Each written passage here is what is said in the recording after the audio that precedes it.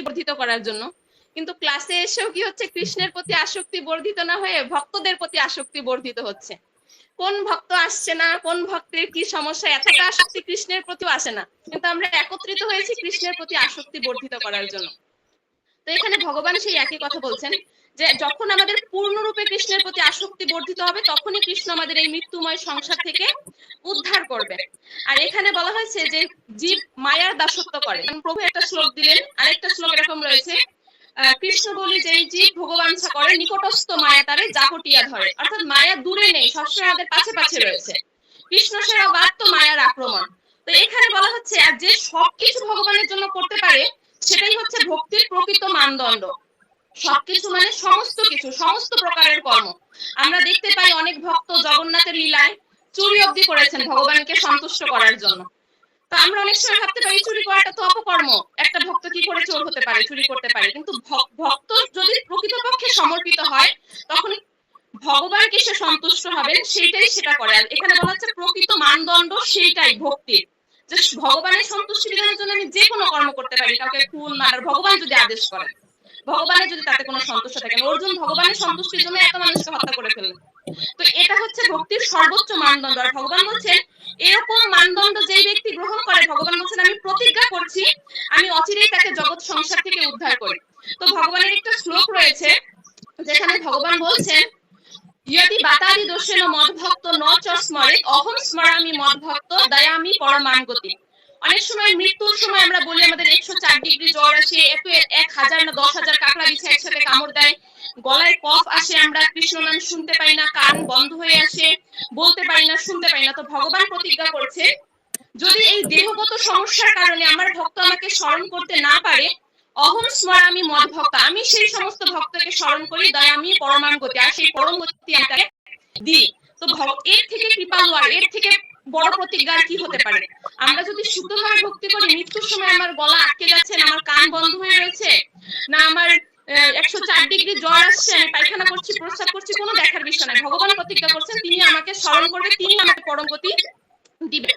একটা সেখানে ভগবান বলছেন যে আমরা প্র্যাকটিক্যালি দেখতে পাই, এখানে ভগবান বলছেন ভগবান ভগবত ভক্তকে সব সময় গরুরের পিঠে করে যখন তখন চলে আসেন। আমরা গজেন্দ্রর ক্ষেত্রে দেখি গরুর কেবল মনের গতি বেঁকে গরুর গমন করে, আর গজেন্দ্র যখন ভগবানকে একটা পদ্ম নিয়ে স্মরণ করলো, ভগবান গরুরকে বলছেন যে তুমি তোমার পিঠে চড়তে গেলে আমার লেট হয়ে যাবে, আমি এতটা টাইম নিতে পারবো না, আমাকে এক্ষুনি যেতে হবে। তো এখানে ভগবান সেই সমস্ত ভক্তকে রক্ষা করতে আসেন যারা মানে ভগবানকে শুধু ভক্তি করছেন। তো আমরা একটা জাগতিক দৃষ্টান্ত দেখতে পাই, একটা মায়ের যদি দুইটা সন্তান থাকে, যে একটু বড় হয়ে যায়, তখন সে নিজের কাজগুলো যদি নিজে গুছিয়ে টুছিয়ে করতে পারে, তখন মা তার প্রতি বেশি একটা ধ্যান দেয় না, সন্তান বড় হচ্ছে ও নিজের মতো সব করছে। কিন্তু যেটা বাচ্চা থেকে সারাদিন মা মা মা মা করে, মারও সবসময় তাকে নিয়েই পড়ে থাকে চিন্তায় যে কি আমার বাচ্চাটাকে দেখভাল করতে হবে, কারণ সে তো আমাকে ছাড়া কিছু বুঝছে না। তেমন কি যারা জ্ঞান, তারা হচ্ছে ওই বড় সন্তানের মতো, তারা নিজেরই সবকিছু করতে চাচ্ছে, আমার মাকে প্রয়োজন নেই, আমি সবকিছু করতে পারবো। আর যারা ভগবত ভক্ত তারা হচ্ছে ছোট বাচ্চা, মানে মাকে ছাড়া অচল। তো যারা ভক্তি যোগে ভগবানের উপাসনা করেছে তারা ছোট শিশুর মতো, শিশুর সর্বতোভাবে নির্ভরশীল, একটা বাচ্চা যেমন মায়ের উপর নির্ভরশীল হয়।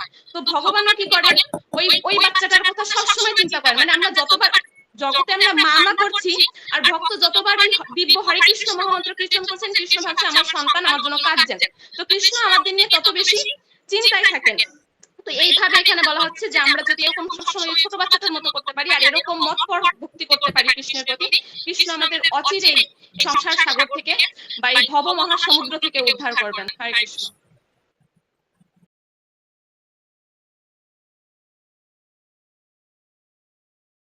এর জন্য আমাদের কি সন্দেহ আসে পরবর্তীতে, আবার প্রমিস করলে বা প্রতিজ্ঞা করলে এটা আদৌ হবে তো না হবে তো।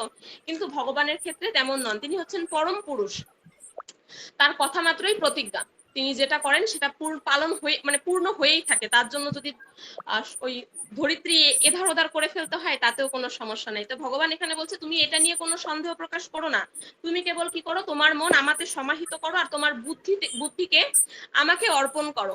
তো এখানে আমি কালকে প্রভু যেমন বোঝাচ্ছিলেন যে আমাদের ইন্দ্রিয়গুলো হচ্ছে ঘোড়া, আর মন হচ্ছে তার বলগা, আর আমাদের বুদ্ধি হচ্ছে তার সারথি। যেমন বলা হয়েছে এই জীবাত্মা হচ্ছে সেই রথে, মানে আমাদের দেহটা একটা রথ স্বরূপ, আর জীবাত্মা হচ্ছে সেই রথে আরোহণ করে রয়েছে, বুদ্ধি হচ্ছে সেই রথের সারথি, আর মন বলগা, ইন্দ্রিয়গুলো ঘোড়া, অর্থাৎ ইন্দ্রিয়গুলো ঘোড়া মনের বলগার মাধ্যমে ইন্দ্রিয়গুলো মানে ঘোড়াগুলোকে ধরে রেখেছে। আর বুদ্ধি কি করছে, সারথি যেইভাবে পরিচালনা করবে, সারথি যদি দড়িটায় লাগাম দেয় তখন ঘোড়াগুলো কিন্তু দাঁড়িয়ে পড়বে। আর সারথি যদি ভালো পরিচালক না হয়, ভালোভাবে রথ পরিচালনা করতে না পারে, তাহলে কি করবে, ইন্দ্রিয়গুলো যেখানে নিয়ে যাবে আর রথ সেইখানেই ছুটবে, মানে ইন্দ্রিয়ের দ্বারা আমরা পরিচালিত হব। তো এখানে বলা হচ্ছে বুদ্ধি আমাতে অর্পণ করো, অর্থাৎ আমাদের সমস্ত কিছু মানে আমাদের বুদ্ধিকে ভগবানের সেবায় নিয়োজিত করতে হবে, তাহলে আমাদের ইন্দ্রিয়গুলো আর বিচলিত হবে না বা আমাদের ইন্দ্রিয়গুলোকে আমাদের পতিত করতে পারবে না।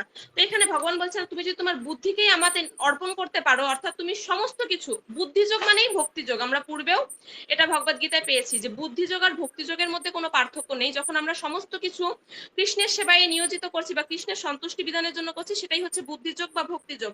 তো ভগবান বলছে যখন তুমি এটা করবে তার মানে কি তুমি আমার নিকটে বাস করছো, আর তুমি এই নিয়ে কোনো সংশয় পোষণ করো না। তো এখানে বলা হচ্ছে কোনো ব্যক্তি যখন ভগবানের সেবায় যুক্ত হন তখন থেকে সে ভগবানের সেই অপ্রাকৃত স্তরে অধিষ্ঠিত থাকছেন, এই বিষয়েও কোনো সংশয় পোষণ করা উচিত নয়। আমরা হয়তো দেখি আমাদের জড়চক্ষু দিয়ে যে একটা ভক্তের কার্যকলাপ আর একটা জাগতিক ব্যক্তির কার্যকলাপ এক, সেই ব্যক্তিও বাজারে যাচ্ছে, একটা ভক্তও বাজারে যাচ্ছে, সেও অফিস করছে, একটা কৃষ্ণ ভক্ত অফিস করছে, তারও গৃহের কাজ আছে, অন্যদেরও গৃহের কাজ আছে, কিন্তু তারপরও এখানে একটা পার্থক্য রয়েছে, সেটা হচ্ছে একটা বিস্তর পার্থক্য। তো যতক্ষণ না কেউ ভগবানের সেবায় ব্রতী হচ্ছে বা যুক্ত হচ্ছে, ততক্ষণ এগুলো কিভাবে হচ্ছে সেটা কারো পক্ষে, মানে ওই জড়জাগতিক ব্যক্তিদের পক্ষে, যারা এখনো জড়জগতে আষ্টে রয়েছে, তাদের পক্ষে এটা বোঝা সম্ভব নয়। তো এখানে বলা হচ্ছে তাই ভগবান আর ভগবানের নাম, ভগবান আর ভগবানের সেবা সমস্ত কিছু হচ্ছে অভিন্ন।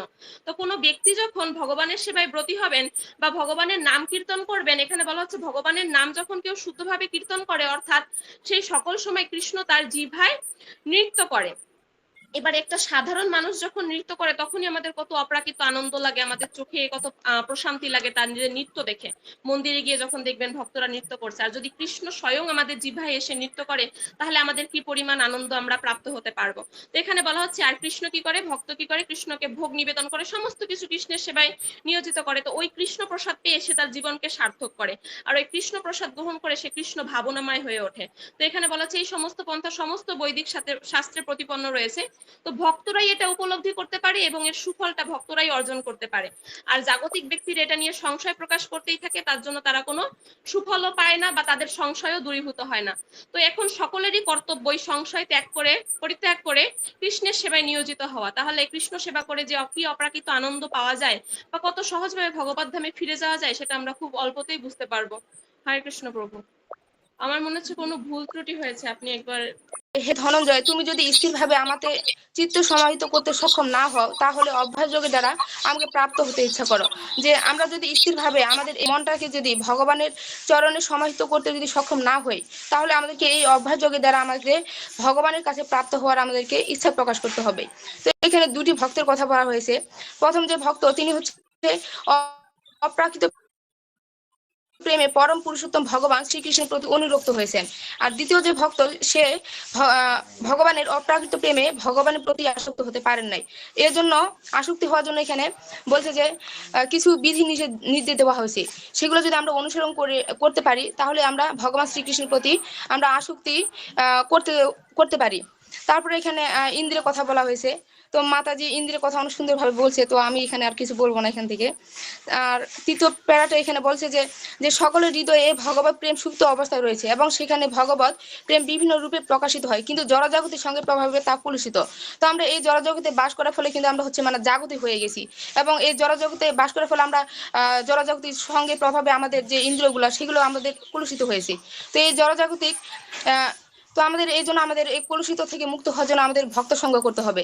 যেমন আমরা জড়জাগতিক কোনো কিছু যদি আমরা শিখতে চাই, তো আমরা জড়জাগতিক আমাদের সঙ্গ করতে হয়, কিন্তু আমরা যদি আধ্যাত্মিক যদি কিছু শিখতে চাই তাহলে আমাদের ভক্ত সঙ্গ করতে হবে।